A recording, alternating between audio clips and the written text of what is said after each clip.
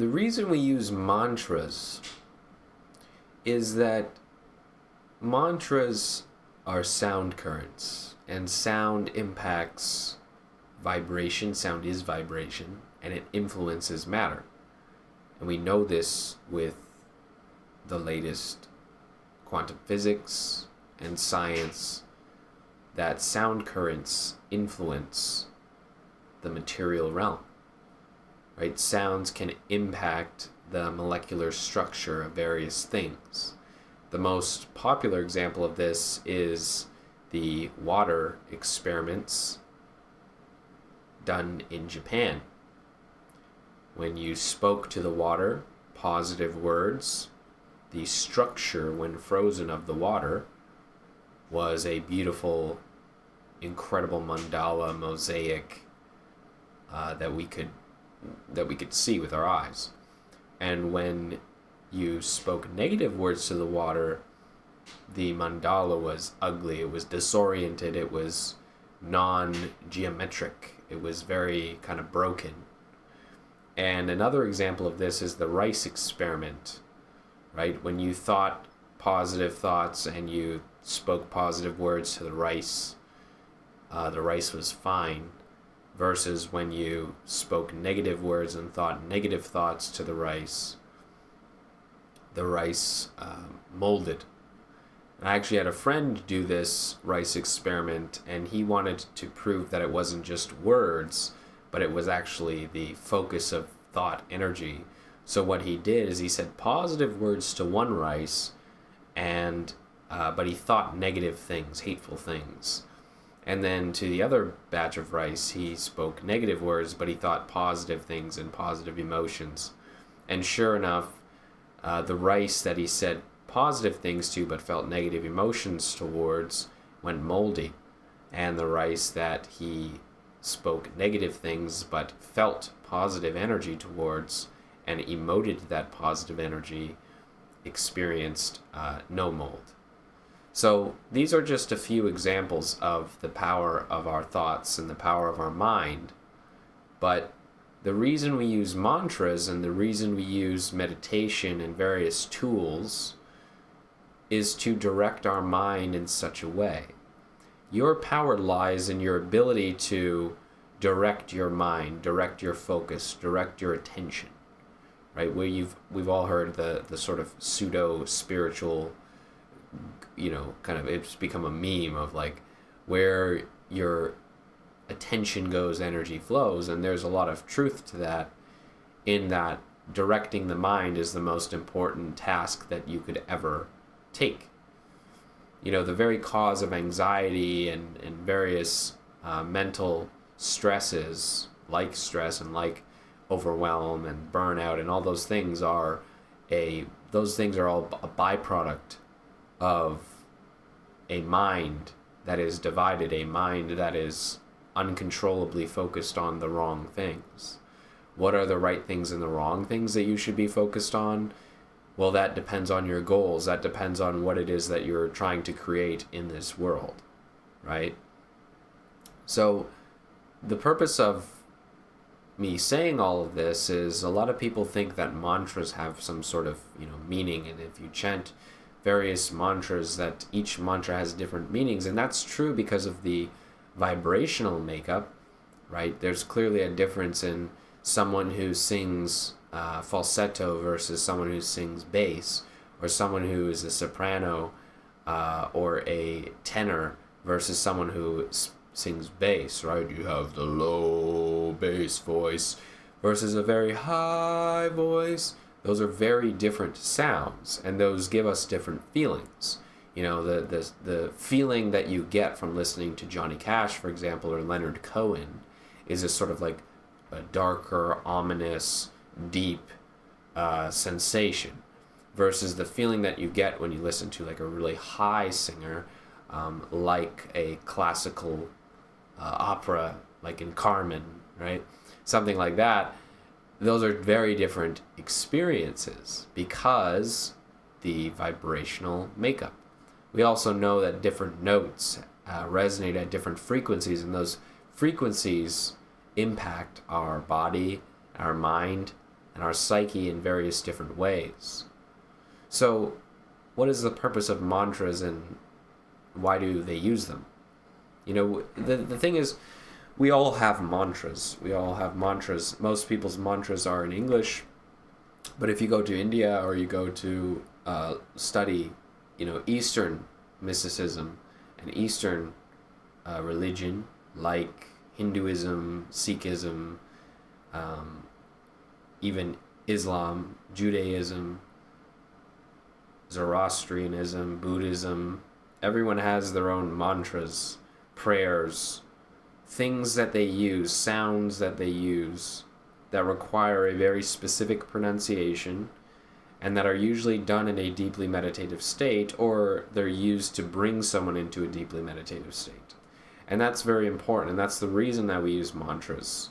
That's the reason that mantras are used in certain types of yoga, like Kundalini yoga. It is to direct the mind, and it is to cut through the sort of noise of the mind to be able to focus on one thing.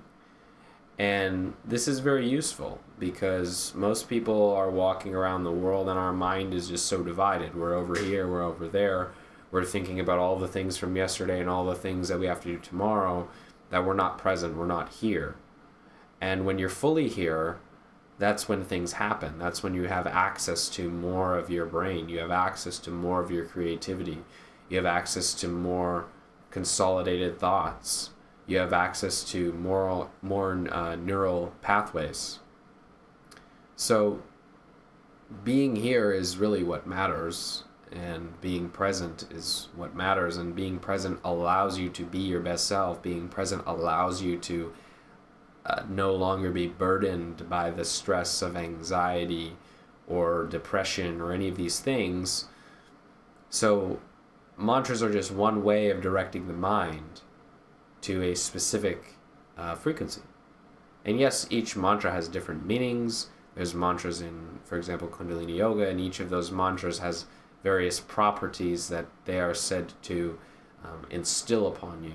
Just like in Hinduism, each mantra is usually associated with a deity, one of the Hindu gods, and each of those gods have archetypal properties, right? And whether you believe in the actual gods, or whether you just believe in the archetypes, or whether you just believe that chanting these things makes you feel good, it doesn't really matter, because the main intention is to focus the mind. By focusing the mind, and it could be something as simple as saying, "Here I am." Repeating that over and over in your mind silently in meditation. Here I am here, I am present. Or it could be something, more specific that you're desiring to experience, like health and well-being. Just sort of mentally chanting health and well-being while focusing on, and this is the important part of directing the mind, is focusing on the experience that you are attempting to direct. So if you're focusing on health and well-being, then you're focusing on obviously saying that mantra, directing the mind in such a way. But you're also focused on feeling health and well-being, right? Because like I said with a friend of mine who did the rice experiment, how you feel matters a lot. Now, what you say has power, of course, but how you feel behind what it is that you say has a lot more power, right? Like if you, this is a weird experiment and I don't recommend you do it, but if you were to say to a newborn baby, I hate you, I hate you, I hate you, but you're giving it genuine love, and you're emanating love and gratitude and beauty towards this baby, the baby's going to pick up on that. Versus if you're going to say I love you, but you're thinking hatred, you're thinking I hate this baby, the baby's going to pick up on that, because babies are very sensitive and they don't have a lot of the psychic noise, mental noise that we have. Again, I don't recommend you do that, but that's just an example of, the same thing works with pets. If you're emanating stress and frustration towards your pet, versus if you're emanating love and compassion towards your pet, you're going to have a very different experience based on the behavior of the pet. So it all comes down to this, though. Why do we want to direct our mind? Well, we want to direct our mind because our most valuable currency is focus, attention, and awareness. When you master focus, attention, and awareness, you master your mind, right? Mastering where your attention goes. This is the reason that we do the subconscious work. This is the reason that we rewire our subconscious mind and we work on our mental health and that sort of, idea. I got a lot of different things to say about the mainstream idea of mental health, but that's why we work on improving our minds and sharpening, our minds, is because these are our most valuable currencies, and these also determine the external currencies that we get in the world, like wealth, health, and relationships. Wealth, health, and relationships are a byproduct of our innate resources and how well we use them, right? So the quality of your life, your financial life, your emotional and relationship life, as well as your physiological health, are all byproducts of how your mind is directed. If your mind is directed in such a way, consciously or subconsciously, that negates the desired outcome of being healthy, wealthy, and happy in relationships, then you're going to get the opposite results of what it is that you're wanting. So focusing the mind, there's so many applications for this too. I mean, applications across the board for business, being able to focus your mind so that you're not riddled with anxiety 24/7, so that you're able to make great decisions, so that you're able to build great relationships with your staff and your team and your clients and your customers, so that you're able to build out a really clear vision, and your vision's not all over the place and divided so no one really knows what you do, right? That's one application towards business. Towards relationships, right?